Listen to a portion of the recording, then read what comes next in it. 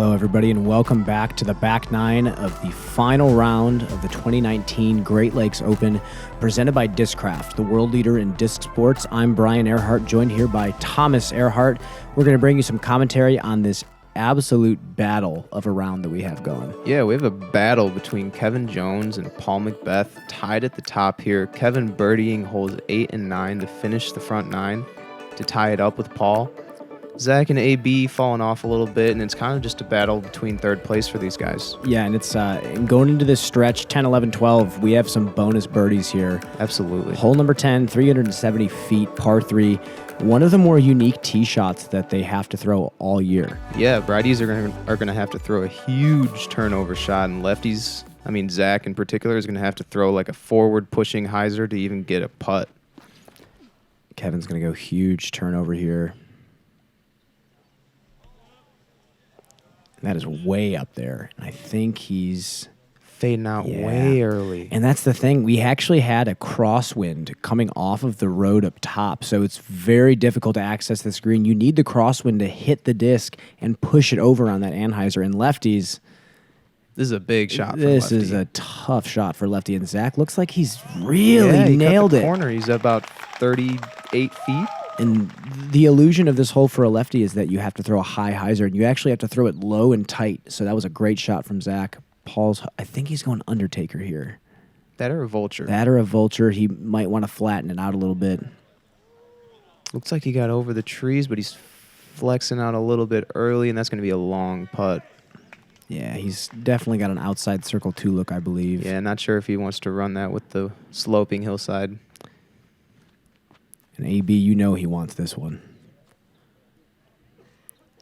That's turned over a little early, I think. He's going to be in that little ditch right there. It's really not bad. Which is still a putt. And with how tall he is, it really doesn't matter. He probably still has a putt out of there. Right. Kevin's going to go with a little flick. Actually left himself a little bit short. A little short. I think he's got that for par. Paul wants this. Yeah. Oh, wow. He is. I thought he had that. He is dialed, and to throw an uphill standing putt from that long, you can tell he's feeling his release. AB kind of slips out of his hand right there. Yeah, it doesn't have much of a chance to make that putt. But Zach, on the other hand, definitely has a look. He's got such a gorgeous circle 2 putt. Wow. And 9 and 10. 10 as a lefty. 2 of the hyzer shots that are really, really challenging. And again, very disciplined hyzers you have to throw. So that is super fantastic. Impressive. Super impressive. AB tapping in his par. And again, this hole is it's a really tough birdie, but it only averaged 2.99 because there's just not a lot of danger. Most people are going to be coming up short and laying up for their pars anyways. Exactly.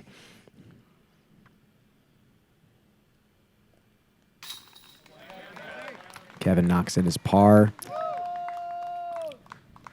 And Paul is going to do the same. So we have a tie ball game going into hole number 11. Paul tapping out with the vulture. Ooh. Yeah. Maybe his new tap out disc. Edgy. He is definitely feeling edgy. We are going into hole number 11. We had a lone birdie from Zach after throwing a beautiful lefty hyzer on that shot. Hole number 11 is almost a mirror image of the hole. The whole previous. Right, yeah. Hole number 11 for a right-handed player is going to be kind of a forward-pushing hyzer. They kind of want to get a disc to flip up to flat, get it to hyzer at the end. Zach's going to have to throw kind of a flex shot at it, and I think it's almost easier to get to the distance as a lefty. Yeah, the shape is more designed for a lefty. The hyzer that you have to push uphill and get to flip is so challenging without swinging it too wide, and Zach's going to go smash anhyzer here. It's got a flip. Doesn't look like it's flipping enough. He was so close, maybe a couple degrees of angle off from getting that push over to the left. And he's going to be sitting, probably having to lay up for a par. This is one of Kevin's favorite shots. Yep, I would imagine Kevin's going with something flippy here. Flippy distance driver. Looks like a little bit early, though. A little bit too tight. It's such a specific line, and it's such a high-level shot. Paul probably going with the Zeus. Oh, yeah. That looks money. Tiny flip up. pushes forward, and that's where I think most of the good righty drives are going to end up. Yep. Circle's edge. Yep. Circle's edge, about almost pin high left. AB, you know AB's going to want this one. And he's taking advantage of the right position on the tee pad too, which I think is a smart play for the righties. It opens up the line a little bit more. Yep. AB got around the corner. He's going to be a little bit left. 35 to 40. Going to have a putt. Oh, you know Kevin wants this one.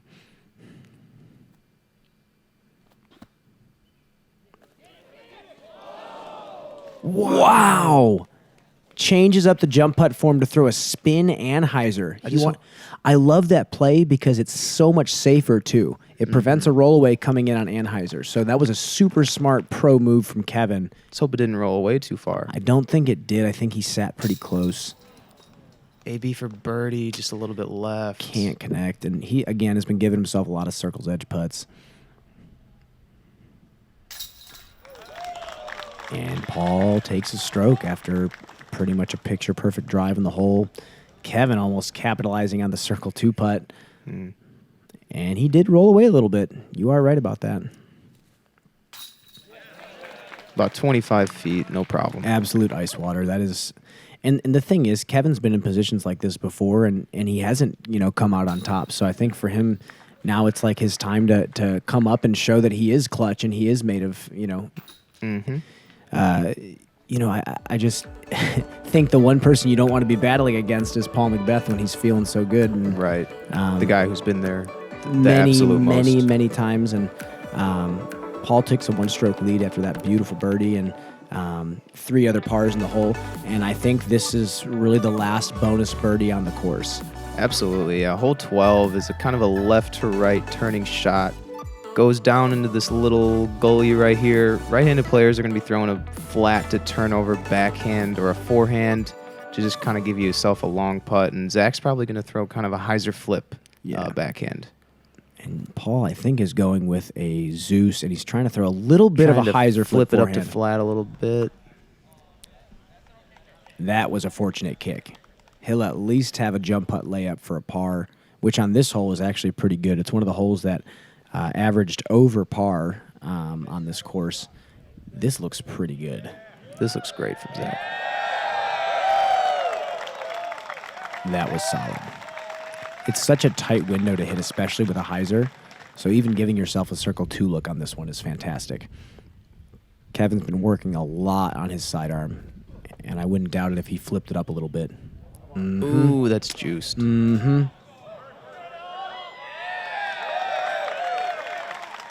They love it. Fans love it. Looks like he's down there for a putt.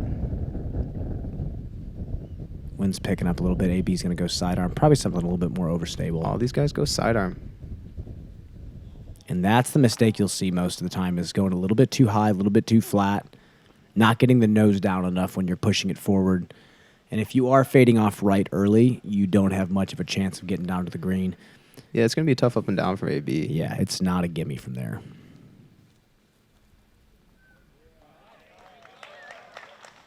And a great forehand from the knee from AB. He's going to have a nice 20-footer for his par save. And Paul should have a pretty routine jumper here. Wonder if he's running this. No, probably not. I don't think he is. Well, a little bit. Well, maybe. If you are a 4-time world champion, you might be. And Kevin after a gorgeous flip-up sidearm.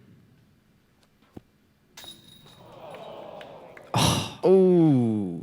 That's a heartbreaker. Kevin knows that he wanted that. He knows it would have taken a stroke on him. Yep. Especially coming down the stretch, the last bonus birdie out there. So close, too. Oh, man.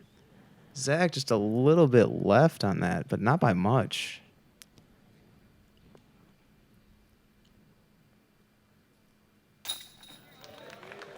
AB tapping out his par from about 22 feet. And that's the thing about this hole that, the moment you are off the fairway, the scramble to get to this basket is still really tough. It is. Toughest on the course, I think. I would agree. And, especially with this elevated basket, too, because it's a little bit more nervy. Shrinks the green a little bit. I saw some rollaways coming from bin hits. Yep. And Kevin knows that he really wanted to get that. And a unfortunate miss from Kev, but A sick tap out from Zach. Yeah, sick tap out. Very Risky. clean. We have 4 pars on hole number 12, and now I call this the home stretch of the course, 13 through 18. Yep. All very birdieable holes. 13 is just going to end up being a wide open smash for these guys. It just kind of depends on where they want to be off the tee. Your second shot is just going to be up this hill right here, and then the basket just tucks up into the left. It's a pretty straightforward hole. Yeah, and really, like, it feels like the hole should be roped off on both sides. Agreed. You're going to have people like Paul and AB and Kevin just absolutely going off to the races here. Yeah, these guys are just going to be throwing it as far as they can and then just going from there. And Paul's yanked this a little bit to the right. That's going to be some weird footing. Weird but, footing. I mean, it's far, though. The thing about the tall grass that I found is there are a lot of really strange holes in the ground. So the footing is awful. I'm not sure what the holes are from, but you really want to be in the short grass here. And Zach is going to do just that with an enforcer. Yep, Zach's probably setting himself up for a sidearm second shot.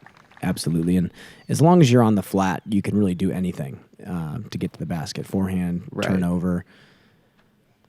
See, Kevin's not even going for a max distance shot here. He's just throwing a hyzer flip. Probably going to throw the same shot on his second shot. Exactly. He just wants a birdie. Kevin's only thinking about score right now. He's not trying to impress anybody. This kid, on the other hand, Smash Town. Come on, flip. Oh, my gosh. That's that blue destroyer I know he loves. And that may or may not be smushed. Yeah, it's pretty good. It's pretty large. He might be able to throw a gator from there. Yeah, that's the perk of being able to throw as far as you can in this hole, but it looks like Zach's going to go turnover. That makes sense. I like this shape a lot. I really do. The flick uphill is really challenging. It is far. It's far, and it looks like he just doesn't quite get the height on it that he wanted. Kevin hoping to make the adjustment. Flipping it up a little bit. bit That looks left. beautiful. Yeah, Great shot. Right next to the basket. That's a very clutch up shot, especially knowing that Paul has some tough footing right there.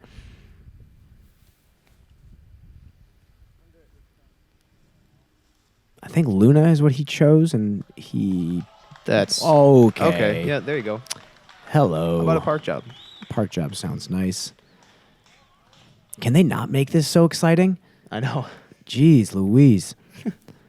AB after throwing to the moon. I think he's throwing a mid there, I'm pretty sure. Just a standstill to the basket, and that makes the hole very easy. Zach has a potential run at it.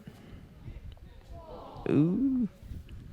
That's all right. I'm going to take a par. I know he wants that birdie, though. Oh, yeah.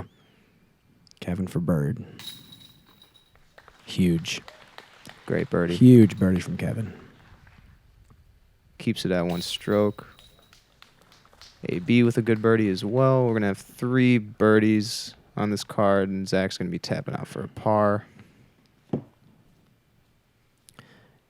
as much as a par isn't terrible on this hole, the hole did average a 3.85, so it did average under par, but you're really not losing too many strokes. But again, this is the home stretch, and you really want to get a majority of the birdies with these final holes. Right. These guys are looking to pick up Lots of strokes. lots of strokes, lots of birdies on these last few holes. And Paul snags a very easy tap-in birdie, and we have a very tight race still. It's been pretty much the entire round. 27 under par for Paul, 26 for Kevin.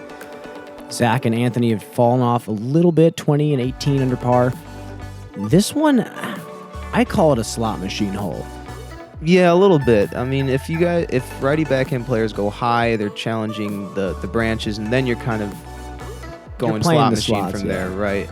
A lot of players might go with kind of a lower shot to avoid those branches, but everybody has kind of a different play. Everybody has like a particular height that they are best at.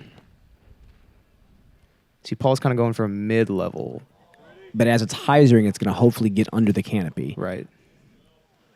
And he has put it pretty close. He's a little bit deep, maybe about 30 feet from the basket. Still not bad. Yeah, not bad. He put it through the one pure line that the hole has to the basket.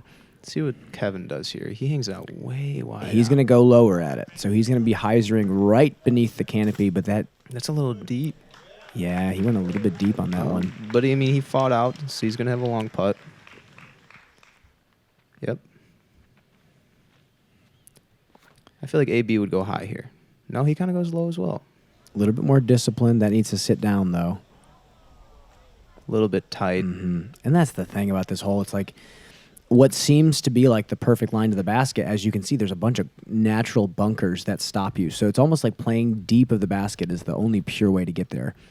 Zach going for a low forehand. And if it misses this clump, I like that. A little tight, but ended up great. Great shot. And that's the, instead of trying to miss all the branches in the canopy, you're only missing the trunks of the trees when you go low on this hole.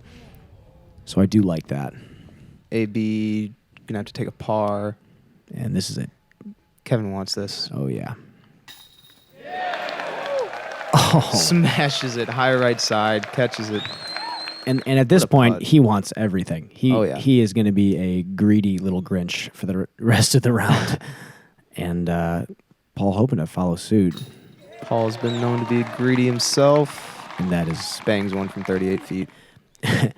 To be able to hit one of those after watching your opponent nail a 45-footer that is just so ice cold, and that just shows how good of competitors these guys are. Oh, and Zach just a little bit off to the right there. AB and Zach are going to tap in their pars. Yeah, Kevin and Paul separating themselves once again from the card. They're just shredding right now. And the thing about this course is it's so circle two oriented. Yep. There are so many circle two putts that happen on this course, and if you're feeling it, you can take so many strokes on these players. We still have a one-stroke battle, 28 to 27 under par, and we will take a quick break for a word from our sponsors.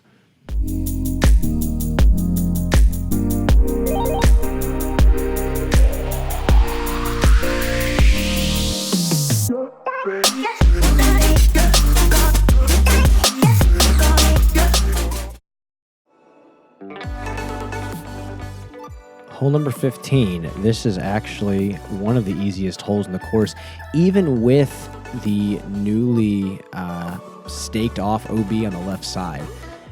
I've seen people go putter on this and get a birdie. I mean, it's really just put it in play off the tee. Right. Players are just going to be looking to not get into the out-of-bounds stretch. If you're not out of bounds off the tee, you're going to have an opportunity to get your three. From really anywhere. And righties are just going to go with a simple hyzer forehand. Paul's throwing something a little bit more medium stability, and it looks like he's off the fairway, but really... It's wide open. It is wide open to the basket. This is one of the birdies on the back stretch that you need to get. Kevin also pures it. Similar spot. It should be no problem for them. That's about 275 feet. And keep in mind that backstop of a green is making it so you can throw really anything into it. Exactly. AB, same shot, going to be a little bit further, though, yeah. This is no surprise coming from these power sidearm players, and Zach should be following suit with a lefty backhand.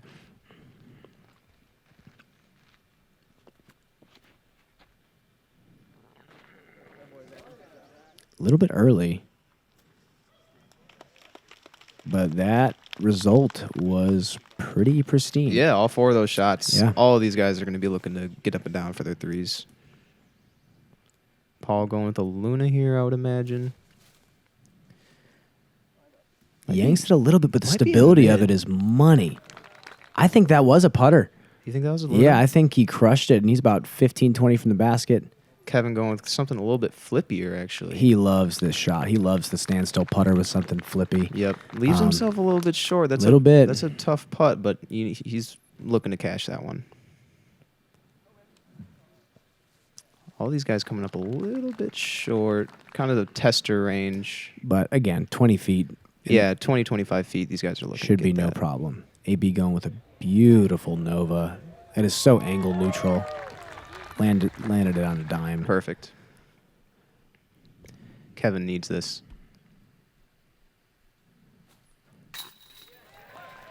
Yep. That is so solid. That's clutch. And straddle putting on that type of a slant throws your balance off so subtly that you have to make a tiny adjustment on that putt. So that was fantastic from Kevin.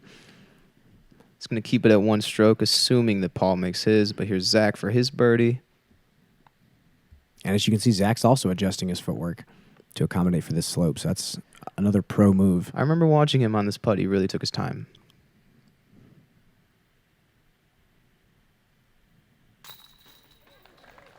Yep. Oh, yeah. That was good. And especially after missing some early circle one putts, I think it was good that he took his time and didn't quite worry about the card mates or how they were playing, and he just worried Right. about his putt. So very solid. And Paul from about 15.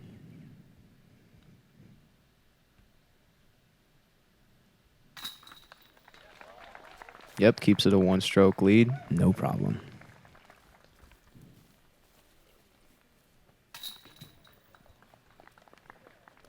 And a star birdie for the card. I mean, really, if you put that tee shot in play, you know, these players should be automatic from that upshot distance. And Absolutely. 29 to 28, we still have a tight race on the leaderboard. Paul and Kevin are just battling back and forth. This is quite an exciting round in this course. We have 3 scoreable holes left. Hole number 16. 16 is a beautiful par 3, in my opinion. Most players are going to be throwing like a mid-range on a slight hyzer, getting it to flip up a little bit and getting it to ride forward. And a lot of times you're going to end up inside the circle as long as you miss some early foliage. Yeah, there's not going to be a lot of bogeys in this hole from this, you know, these types of players, but the birdie is going to definitely not be a gimme for sure. Paul flipping it up a little bit here, and that just looks perfect. That's pure. As you saw mid-flight, you saw it flipping up to flat tiny bit, so it pushed forward rather than fading out to the left. That is a beautiful spin control shot. Kevin's probably going to follow suit. Oh, my gosh. Ooh, go in.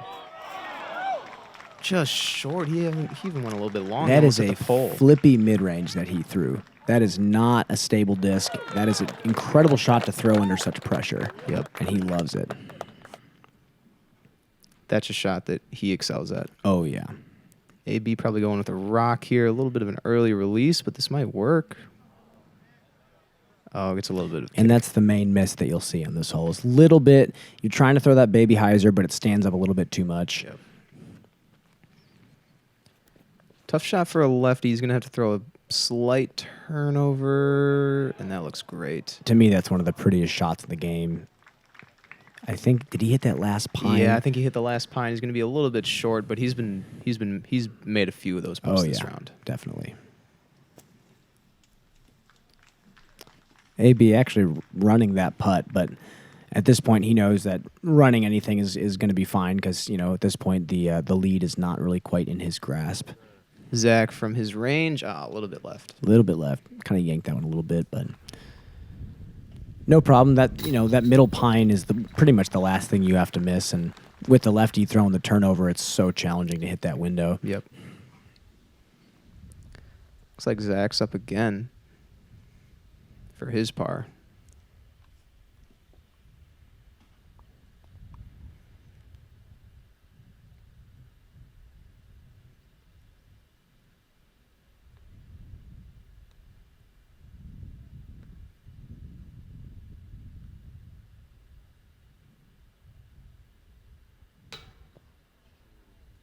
Oh, no. It's getting a little bit windy out there. You can kind of see it. Disc did get kind of slammed down, but man, that is unfortunate, especially for him being a natural straddle putter too. That seemed like a pretty routine putt for him, but Right. this is what matters right here. Kevin for birdie. Reset. Taking his time. You could tell the wind is picking up a little bit. He's trying to adjust. Perfect. And another really competent putt, and Kevin is dialed. Another birdie from Kevin, and Paul's going to tap in his birdie. And again, these guys are just going back. They're and having to forth. play perfect. Yep. It's you know, obviously a few mistakes here and there in this course is inevitable, but man, it seems like every birdie that these guys are supposed to get, they're getting. Yep. And you know, knocking big putts in each other's faces. You know, it's been really, really impressive to watch so far. Paul has reached 30 under par for the tournament, so an average of 10 down per round. And we still have 2 holes left. We're on hole 17. If you haven't seen yet, this is older drone footage, but the whole left side of Tallgrass is now out of bounds in this hole. Yep. The tall grass on the left side is out of bounds, so most players are just going to be bombing a shot out to the right and playing from the long grass, and they don't really mind. Yeah, really the consensus is throw it as far as you can. Trust that the spotter's going to find your disc. Paul's got to push that a little bit more. Paul going big here, and he's just going to end up in the tall grass on the right side, which is just fine. Yeah, and Kevin's just going to go to smash town on this. He goes huge Anheuser. Big. That's really high, though. But I think it's forward enough that he might be okay. No, Oh, he goes out no. of bounds. That means he's got his best case scenario is a par now. And you know Paul is trying to get this birdie. Oh, yeah. And AB just I said China before. I said a different planet. Come on, dude. I think he's thrown this one into another dimension. look at this. I mean, That's disgusting. I feel a little... I might need to shower after that. Yikes. Zach just going to have to play a safe hyzer here. Nice flat release. Oh, yeah. And the lefties have a much more stress-free play on this hole. Yep. They can, safely throw a flat hyzer out to a really easy landing zone, and now he has about a mid-range to the basket. Yeah, Zach throwing a mid, as you said. That's pured. Great. That's awesome, especially Textbook. after missing that last putt, maybe being a little rattled. He came back quickly and threw a beautiful shot. Paul throwing a flex sidearm for that birdie look. Does it have enough? Looks like he turned it over a little bit. He's going to have a putt, but it's a little bit short. Kevin can still get up and down for his 4 and force Paul to make that putt. Not necessarily force, but to take a 2-stroke lead. Kevin, that's a good shot. Circle's edge. It's crazy that one mistake is the one thing that, could set him out of this. We'll see if he makes this putt. AB just a little casual pig forehand, I believe. Yeah. Yeah. Pig or an AVR X3, something like that. Yeah, one of those. But then again, I think he threw that disc into a black hole. It was was huge. longest drive I've seen in that hole ever. Oh, and Paul hits the Wow. bin for his birdie. So Kevin can make this, so it's still a 1-stroke lead going into hole 18. That's so clutch. Oh, my gosh. That was best case scenario for Kevin. Him save a par, and then Paul missing his birdie And to putt. keep his composure after throwing out of bounds and seeing how far Paul threw that drive. Right. That is... AB taps in a Wow. nice birdie as well. So will Zach. So we'll have 2 birdies, 2 pars. This is some of the best disc golf I've seen all year. This is exciting. And we're going into hole 18. And we have a one-stroke lead I feel like it's been a 1-stroke lead. Like the entire time. it's been back and forth, and now it comes down to this. Kevin makes one mistake and capitalizes. Paul makes one mistake and doesn't capitalize. We move into 18. This is not a gimme birdie. Super difficult hole. A lot of these guys, especially with their forehands, are probably going to be throwing a big righty forehand. Zach's going to throw a lefty backhand up there. There is OB to the left of those wooden posts. And you have to cut it tight. You have to cut it tight. Yeah, it's most of these guys are just going to be playing a forehand and giving themselves a circle's edge look. Because it is quite uphill. Power sidearm. I like this. He kind of went high. A with little it. bit too high, a little bit too tight. The interesting thing about this hole is anytime you think the shot is good, it's usually long. So any shot that's cut tight has a very strong chance of getting to the basket. That looks nice from Zach. A little short. Yeah, you want to get just around that outstretching branch. This is big from Paul. Throwing a Zeus here. Swings it wide, but I think there is a little bit of a crosswind. He's pushed it. Oh, and that's inside the circle, 26 feet. And now Kevin has and he knows it's a good shot too. No gimme putt from Paul. Kevin can still birdie this. Juice is a sidearm up the hill. That looks similar to Paul's. Yeah, it gets a little bit of a flare. He circles edge. That's a range that Kevin really, really likes too.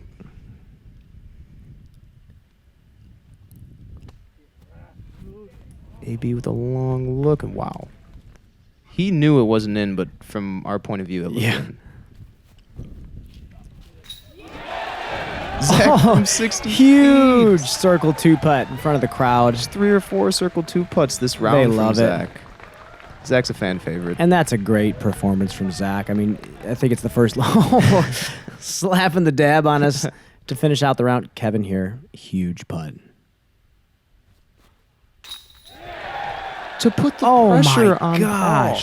The amount of clutch in that putt from Kevin Jones. And after all that, he's done. And he's done his job. And now forces Paul. That is ice cold. And this is for the win, Paul McBeth.